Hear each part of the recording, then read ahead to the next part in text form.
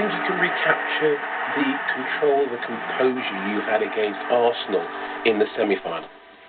I hope so. Of course, a different opposition, and I suppose going to the semi-final, Arsenal were favourites, so now we're favourites. But you know, I look at any game, and no matter who you're playing, I feel if we're all focused and we're ready for the game and we prepare as well as we can, then we've got a chance of winning. Is it very difficult to go into the game maybe a touch overconfident? Do you have to guard against that, Roy? Of course you do. I think there's evidence of that over many years in the game of football. I think that's why everyone loves the game of football, because you're never quite sure what's going to happen. And we know as a team that I suppose a lot of people will be rooting for Millwall, especially the underdogs. If the unbelievable was to happen and United was to lose the game, it would actually mean you've won nothing this season. Is that a driving force? Well, yeah. Well, you know, in football, anything can happen.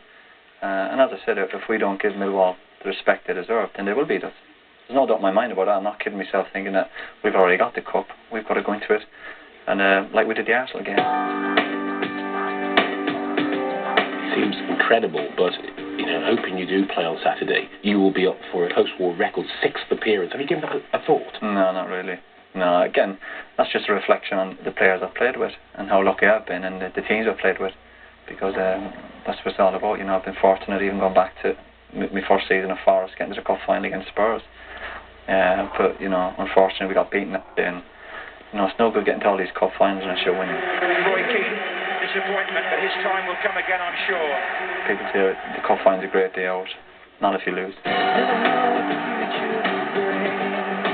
I can't imagine Roy Keane allowing that to happen, either to himself or to his teammates. I don't think it will happen. We will, yeah, as I said, be focused.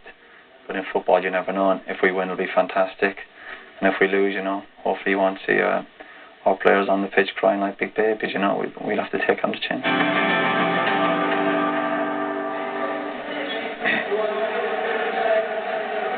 I can't ever imagine him crying like a big baby, but he's quite a strong boy.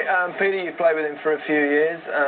Is he not quite the force he was? I think he's had maybe one too many injuries. He's had a very serious hip injury, which sort of slowed him down a little bit. He's still a very, very important part of the Manchester United team, because he's a fantastic organiser. He does keep everyone at bay and make sure everybody works.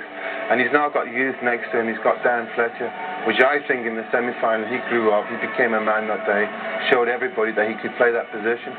So it'd be good enough for him to sort of have him there and then just sit back a little bit and just organise the team. Yeah. Paul Scholes today.